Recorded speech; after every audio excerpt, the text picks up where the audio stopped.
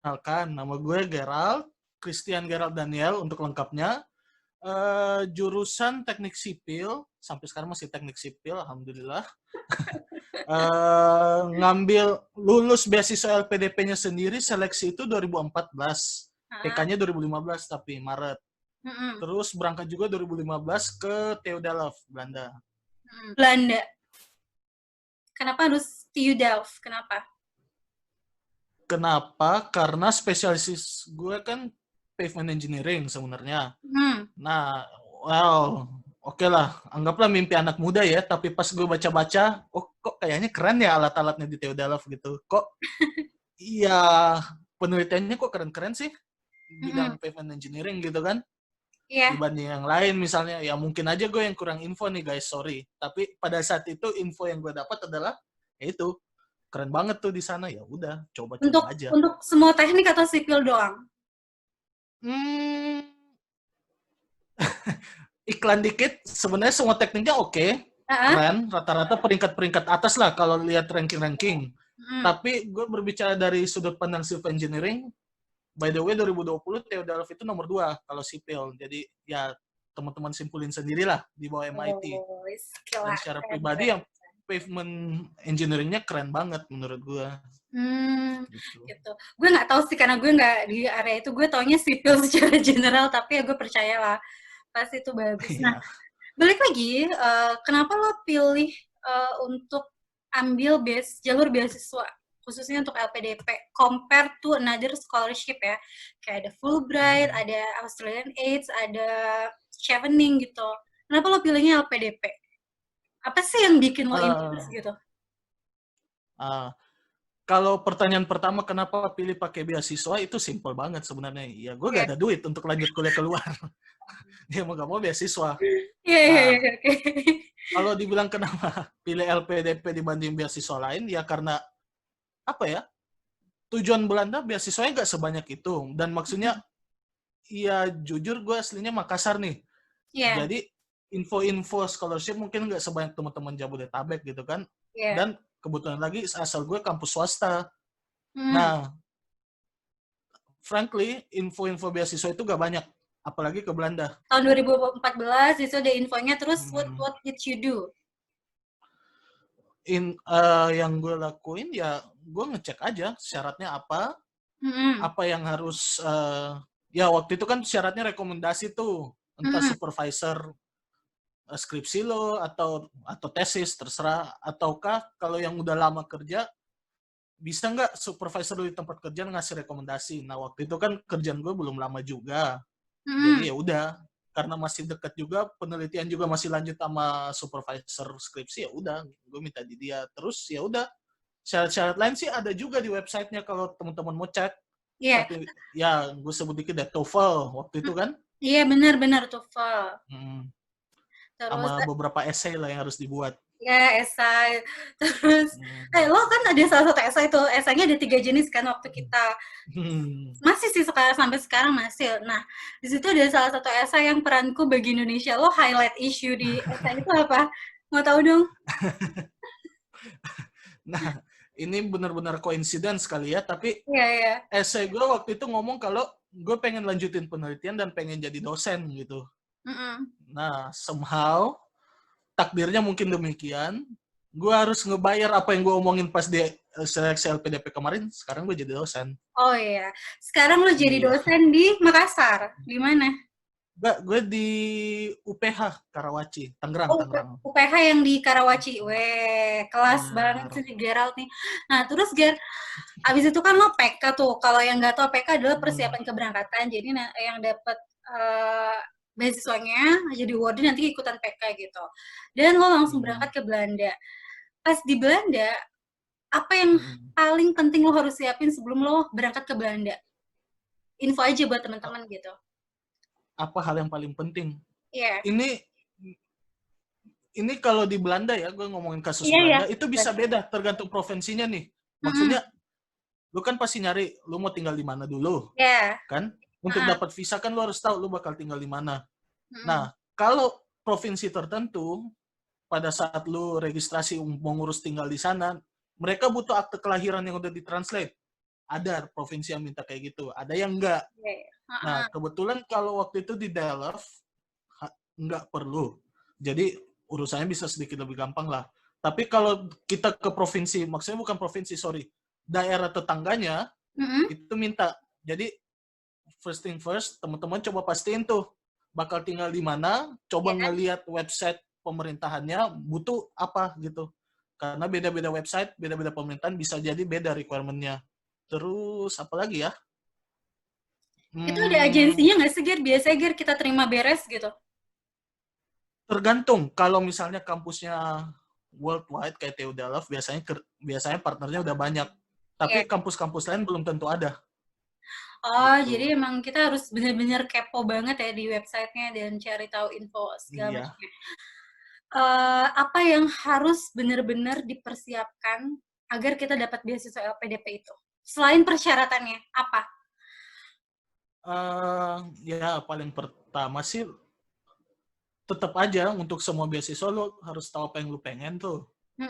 Kayak kenapa sih lu harus dibiayain misalnya untuk lanjut S2 atau S3? Apa sih spesialnya kita di mata funder kita itu, apakah LPDP ataupun beasiswa lain, itu kita harus bisa assess. Terus kayak ya udah bener gak goal kita sejalan sama goalnya LPDP gitu loh. Kan LPDP kan pengen ngasilin putra-putri terbaik bangsa nih untuk bisa berkontribusi. Ntar jadi generasi cendekiawan lah atau pemimpin masa depan. Itulah dengan sejuta tagline-nya yang teman-teman bisa baca di websitenya lpdp.kemenq. Nah, bener gak apa targetnya kita pengen kayak gitu, atau targetnya kita ya pengen ngumpulin duit misalnya? Ya, gue gak bilang itu salah, tapi harus cek bener gak, bisa gak align gak dengan LPDP. Kalau emang gak align, ya mending jangan dipaksa, karena pada saat selesai seleksi tertulis kan kita diwawancara juga sama psikolog. Tips wawancaranya itu apa, Ger, menurut lo? Kalau menurut gue pribadi sih yang paling sulit itu diwawancara ya nggak sih? Gue jujur gak sulit diwawancara. Oh gitu. Serius, wawancara gue cuma 5 menitan doang, kelar. Oke, baik. Zaman dulu zaman gue tuh makin meningkat penilaiannya. Jadi menurut gue tuh kayak kalau gue pribadi yang paling sulit itu diwawancara, dan yang paling harus dihadapi itu adalah ya lawan lo tuh diri lo sendiri menurut gue sih. Iya nggak sih? Kalau gue wawancara, mungkin gue gak ngerasa bermasalah karena ya udah gue plain di situ, jujur. Kenapa lo pengen gini? Ya gue pengen ini karena gini. Ya gue udah riset, gue mau ngerjain apa di sana, kira-kira apa sih topiknya. Dan ya emang topik yang kita pilih pada saat seleksi LPDP gak harus sama dengan topik tesis kita ntar. Iya, benar. Ya kita kan pasti bisa berubah gitu kan. Tapi at least mereka bisa ngelihat lu itu jujur, lu itu berani, lu itu udah riset, tahu apa yang lu mau, dan bisa mempertahankan pendapat. Dan kan kadang suka ditanya nih, kenapa sih gak pilih kampus lain? Di sana kan lebih bagus. Iya. Kan lebih tinggi gini, lebih tinggi ini, lebih tinggi itu. Oh ya, menurut yang saya cari sih kayak gini ya Pak, gini soalnya. Dan risetnya emang saya pengen jalur ini, jadi ya udah makanya saya pilih itu. Itu kan jawabannya logic dan reasonable. Nah, ada pertanyaan juga nih yang nggak tahu, mungkin nyebelin, mungkin lucu. Iya. Kenapa sih pengen di sana? Pengen cari cewek orang sana? Nah, iya, biasanya masuk ke ranah pribadi, ya nggak sih? Nah, gue waktu itu menjawabnya sangat simpel. Apa? Gue belum ada cewek waktu itu, dan gak spesifik berniat nyari cewek, tapi kalaupun dapat di sana, ya puji Tuhan. Tapi gak niat ke situ, ya udah juga gitu kan. Sedapatnya aja. Nah, harusnya itu sih gak terlalu jadi masalah. Menurut gue yang lebih masalah malah LGD deh. Oh, LGD ya? Leaderless Group Discussion. Oh, LGD cincai sih menurut gue. Oh gitu ya. Kalau gue malah kebalikannya karena gini. Kadang lu harus menekan ego lu sekeras-kerasnya untuk gue pengen tampil nih, gue pengen ngeluarin pendapat nih. Karena itu leaderless. Gak ada yang nunjuk lu untuk ngomong atau diem. Tapi kalau lu terlalu dominan, lu pasti di-cut. Lu terlalu pendiam, lu pasti di-cut. Nah, gitu sih. Respect. Menurut gue sih kuncinya adalah respect and attitude loh. Ya nggak sih? Iya. Dan lu harus pintar lihat situasi. Kayak misalnya, kayak ya kadang-kala kita nggak tahu ya, kalau lagi zonk, mungkin teman-teman diskusi kita itu agak pendiam, mungkin teman-temannya. Ya, gimana pun lo harus cari cara untuk fire up gitu loh. Ah, ah. Tapi kalau Biar mereka lo udah nggak fire kelihatan up, dominan kan? betul. Tapi kalau Iya. mereka udah fire up dan lu tetap dominan terus, lu lagi yang kena. Jadi lu harus tahu saatnya bisa fire up atau mending diem dikit. Nah itu Oh, yang ya butuh sedikit skill deh. Gitu. ya ampun nih. Nah, menurut lo, kuliah di Belanda itu cultural shock yang paling bikin shock buat lo apa sih? Atau buat teman-teman lo biasanya? Hmm, well, normally yang sering gue denger sih kayak cultural shock itu ya kangen keluarga. Apalagi Mm-mm. kalau kayak bedanya beberapa jam gitu kan, mau nelpon keluarga jam segini, mereka lagi sibuk, atau kitanya yang masih setengah sadar, baru bangun kan. Pas Ah, kitanya yang lagi segar, mereka udah mau tidur. Itu mungkin oh, bisa jadi masalah. Tapi ya gimana ya? Ya somehow gue pribadi gak terlalu ngalamin, jujur. ya. Ada sih momennya kayak pengen nelfon terus terkendala kayak gitu, tapi ya anyways ya udah juga. Terus kayak soal apa lagi ya? Mungkin nih yang awal-awal nih suka kejadian kayak gini. Beli apa-apa, ngebandingin kurs euro ke rupiah misalnya atau dolar ke Ah, rupiah gitu loh. Kayak mau oh, beli sesuatu, ih kok mahal banget ya kalau dirupiahin. Ya iya emang secara rupiah pasti mahal, tapi kalau standar hidup euro atau dolar ya semua itu murah gitu loh. jadi Itu tipsnya nggak kadang nggak jadi nggak usah kita pikirin convert ke rupiah gitu ya? tipsnya mending download website lagi aplikasi yang suka ngasih tahu banyak diskon-diskonan tuh biasanya beli dua Ah, gratis satu dan segala macam, tapi lupain lah kalau konversi. balik lagi ke studi lo. Hmm. Studi lo itu Hmm. menurut lo berjalan lancar atau banyak obstacle dan hal hambatannya? Dari Oh diri banyak lo dan banget dari kampus. hambatan, Apa-apa contohnya banyak apa banget. aja? Apa aja contohnya? Ini bisa sehari nih kalau cerita ini. Highlight Anyways aja ya. 5 gitu. Misalnya halangan yang ada dari diri lo dan halangan yang ada dari Hmm. kampus gitu. Ya. Anyways, long story short, halangan pertama yang paling gue rasain adalah mungkin ini bisa bilang culture shock juga, tapi cara belajar. Maksudnya Oke. apa? Cara belajar kedalaman ilmu gitulah. Karena jujur, gue akuin waktu gue berangkat di awal dan ketika mulai belajar di sana itu sama sekali gak siap. Sejujurnya, artinya Mm-mm. kayak ekspektasi gue tentang teknik sipil pun ternyata jauh banget di bawah dari apa yang kenyataannya muncul di situ gitu loh. Gue expect bahwa ya at least gue tahu dikit lah, gini lah, gitulah, bisa dikit lah. Ternyata sampai di sana beneran clueless Oke. gitu. Beneran clueless, terus kayak beda banget. Nah ini jadi satu pertimbangan juga teman-teman yang mau ngambil sipil nih. Rata-rata kita di Indo belajar itu kiblatnya ya ke Amerika, ke Jepang misalnya kan. Mm-mm. Nah kita biasanya kodenya itu SNI-nya berdasarkan kodenya Amerika atau kodenya Jepang kadang-kadang. Mm. Tiba-tiba kali kita datang ke Eropa punya kode yang berbeda banget, approach yang berbeda banget. Nah, itu bisa jadi clash buat kita Nah. gitu. Nah, itu jadi tantangan berat sih buat belajar. Mm-mm. Kedua, yaitu tadi gue sendiri nggak ada yang dikenal di awal gitu kan. Ada yang udah punya teman-teman yang udah punya keluarga gitu, jadi masih bisa apalah. Nah, ini gue beneran sendiri, gak kenal siapa-siapa dan tiba-tiba shock ngeliat kayak gitu. Di awal-awal itu pasti drop. Di awal-awal itu drop. Nah, efeknya apa? Ada beberapa satu atau dua mata kuliah yang gue harus resit sampai 5 kali gitu baru lulus. Wow. Iya. Terus, Nah, kalau dari kampus sendiri itu, iya ini rahasia umum sih. Tapi sistem penilaian teman-teman yang di Belanda ini kadang lebih pelit ketimbang di negara lain. oh, oke. Iya, mereka emang soalnya lebih saklek. Terkenalnya kan gitu, Belanda, Jerman saklek. Jadi ya udah, kalau lu bakal dapat 6 ya dapat 6. Dapat 5,7 tapi gak lulus ya 5,7 aja udah. Jangan harap karena sorry, misalnya standarnya 5,75 nih supaya lulus. Dia Nah, udah 5,7. Oh ya udahlah 0,05 doang naikin lah. Enggak ada. Gue pernah dapat kayak gitu soalnya kasusnya. oke. Kalau Nah, ngomongin disertasi gimana tuh? Di proses lo selesai disertasi lo gimana? proses itu ya alhamdulillah gimana ya? jadi kehambat juga karena ada mata kuliah riset. Terus kayak gue mau ngambil internship segala macam itu jadi kehambat karena masalah yang tadi kan. Jadi mau gak mau gue harus ngalihin ke riset. Tapi yang syukurnya kebetulan lanjut ke tesis. Nah, tapi karena prosesnya sedikit delay semuanya, akhirnya sedikit lambat juga. Tapi ya supervisor sangat membantu sih, sangat suportif. Ya maksudnya, kapan lagi sih supervisor lu bisa meluangkan waktu, ayo kita duduk ngopi, gue buatin grafiknya buat lo.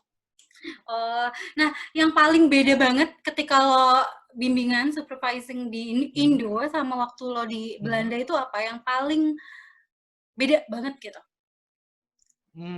Poin paling penting yang gue tangkap nih ya adalah kalau pengalaman gue kemarin sama mereka adalah mereka tahu yang mereka mau itu apa. Gitu loh. Seringkali gue ngelihat kasus kalau ya mohon maaf rekan-rekan dosen di Indonesia ya, ini gak bermaksud mencela Anda. Tapi kadang kita ngasih petunjuk, kita juga gak ngerti gitu loh.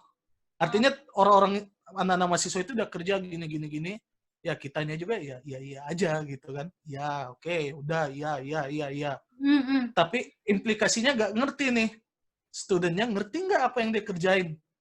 Atau pada saat dia ngerjain rentetannya dari A sampai Z, dia nggak tahu tuh sebenarnya bener nggak yang dia kerjain A sampai Z. Sebenarnya bisa aja dia udah belok tapi dia nggak sadar. Nah pada saat kerjaan tesis gue nyadar kalau gue harus kerja sekuensinya kayak gini, A ke B ke C, nggak boleh tumpang tindih gitu sih. Itu berlaku buat dosen lo doang atau teman-teman lo juga dapat supervisor yang kayak gitu juga gitu? Generally yes, generally kayak gitu. Oh generally kayak gitu generally kayak gitu, ya. Nah itu banyak pasti tantangannya. Kalau lo sempet breakdown nggak diri lo gitu kayak, aduh gue down banget, apa yang bikin lo down waktu kuliah di sana? Ini bukan down karena depresi karena fail terus ya, tapi emang dari awal gue udah punya sakit. Oke, berarti isunya kesehatan ya. Terus? Ya, maksudnya gue udah punya sakit dengan nerve system. Nah, awalnya dari Indo udah ada, sampai sekarang masih ada by the way. Udah ada, tapi waktu di Indo gue udah berusaha ngecek tapi nggak bisa. Means kalau dokter-dokter yang gue pernah datengin nggak acknowledge kalau ada sakit gitu loh. Dan lingkaran-lingkaran sekitar gue pun nggak acknowledge. Mereka mikir itu gak sakit tapi ya sesuatu yang lain deh gitu kan.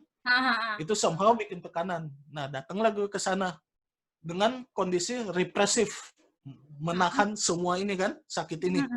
Dengan harus cope up dengan segala macam, makin parah. Nah, ini saran buat teman-teman juga sih. Kalau kalian emang ngerasa sesuatu gimana, apapun itu, berkaitan dengan depresi atau pusing atau gimana, langsung deh datang ke psikolog. Oh gitu. Kalau di luar kampusnya pasti nyediain, pasti ada psikolog kampus. Dia pasti bakal refer misalnya ke general practitioner GP, kan? Terus GP kalau diperluin apakah dia kasih tindakan medis alias obat atau dia harus ke psikiater. Waktu itu kasusnya gue sampai psikiater. Gue emang sampai psikiater, tapi sekarang udah much better ya kondisi lo gitu karena lo udah tahu di sana dikasih tahu oleh psikiater lo kayak gini terus ada tindakan lanjutan nggak yang harus lo lakuin sampai sekarang? Untuk tindakan lanjutan sih belum, soalnya asuransinya keburu habis. Itu kendalanya. Sekali sesi mahal, Bo. Oh gitu. Kalau di Belanda itu kalau mahasiswa luar mau ke rumah sakit konsultasi ke psikiater itu bayar atau for free? Karena asuransi jadinya ya gak bayar. Tapi masalahnya perhitungan kasarnya gue sempat ngecek tuh. Iya. Satu kali gue ngecek ke psikiater, terus dia refer dulu ke teman-temannya, diskusi dan segala macam. Biayanya hampir 1.000 euro, Bo. Asuransi gue cuma 1.000 euro juga ngepas. Ya udah 1 kali tes doang. Cuma tuh ngasih tahu doang, lu sebenarnya sakit apa? Sekitar 2 juta ya? Berapa sih berarti? Agak 20 jutaan. Oh, 20 jutaan mungkin. Wow, mahal juga ya. Iya, okay. Gue cuma bisa sekali gitu doang. Oh, tapi setiap mahasiswa tuh punya asuransi kalau kuliah di sana? Harus. Nah, itu harus. Sama kayak di Jerman. Itu harus, cuma ya? bener. Cuma enaknya adalah lu gak perlu ngurus dari Indonesia, pas Heeh. di sana aja. Mm. Gitu. Oh, bagus deh kalau kayak gitu kan. Ini info penting juga sih. Nah, terus kan lo udah selesai tuh dengan semua permasalahan lo, dengan masalah kesehatan lo, masalah supervisor lo lulusnya tepat waktu atau enggak nih? Kan 3 tahun, Bu. Oh, jadi Master enggak? kan 2 tahun paling lama. Iya, berarti Iya, harusnya kan berarti saya lo bayar lulus sendiri dong. 2017. Oh Berarti lo iya, mau nggak bayar mau. sendiri. Tapi syukurnya kembali lagi, ini berkat juga nih. Ah, Karena sakit itu, ah. gue bisa apply funding dari kampus. Wow, berarti sama dia. Dan alhamdulillah at least dapat free 7 bulanan kalau nggak salah. Puji Tuhan Oh, lah, 7 bulan untuk free bayar full tuition-nya gitu. tuition fee. Tuition Iya, fee-nya. Oh, gitu. Ih, gitu. bagus juga sih, Gar. Nah, terus kan lo udah kelar nih 3 tahun. Lo sempat wisuda, ikut wisuda di sana? Kagak ada wisuda-wisudaan. Oh, TU Delft mah. di DAF tuh Kagak gak ada ada. wisuda? Lu Oh, enggak. defense terima ijazah pulang. Oh, gitu doang. Asli. Gak ada pakai toga-toga gitu, gitu. Belanda jarang. Kecuali lu PhD. PhD baru ada Oh, setahu gue. baru tahu. Dan beberapa kampus doang yang ada kayak Leiden, Utrecht. Itu Oh. ada, kalau nggak salah ada Nah, biasanya terus wisudaan. berarti memorable graduation mahasiswa Belanda tuh apa biasanya? Yang paling memorable adalah lu datang defense Hah? dan lu pulang sebagai pemenang dapat gelarnya. Udah, Oh gitu dong, maksudnya itu kayak celebration-nya gitu. Biasanya mahasiswa di sana celebration ya monggo lah lu minum-minum aja habis itu. om Tetap aja minum, habis itu. nongkrong gitu kan sama teman-teman ya. Ya, Oh, paling kayak gitu-gitu, after party gitu ya. iya. Nah, terus kan lo balik nih, Ger. Menurut gue, ada beberapa teman-teman gue yang nggak pulang ke Indonesia dan memilih untuk bekerja di sana. Nah, lo kenapa balik gitu? Sedangkan gue percaya sih lo 3 tahun, pasti lo deket banget sama dosen lo gitu. Kenapa lo nggak ambil opportunity untuk kerja di Eropa kayak gitu? Kenapa lo harus balik ke Indonesia? Oke. Mulai dari jawaban yang paling stereotip dulu ya. LPDP mengharuskan. Mengharuskan. Di kontraknya tertulis, saudara-saudari semua, kita harus balik. Kalau enggak, kena denda. Kalau nggak salah ya, kena denda. Nggak tahu deh, harus dicek lagi nih. Nah, kalau secara personal, gue juga jujur sempat hampir gak balik. Berat untuk balik. Maksudnya, ya seperti gue bilang tadi, dari awal gue gak ngerasa culture shock, jujur. Gue malah ngerasa senang ada di sana. Dan pengalaman banyak banget. Sebenarnya peluang juga cukup banyak. Ada tawaran lah. Terus ada peluang juga. At least internship. Nah, ya tapi dengan pertimbangan pribadi juga, keluarga, dan udah sempat juga, ya teman-teman, saya berdoa. Saya masih ingat untuk berdoa, syukurnya. 3 tahun itu saya gak absen juga berdoa, masih tetap ibadah. Nah, ya setelah melalui doa, melalui konsultasi juga keluarga dan segala macam, ya udahlah balik aja udah.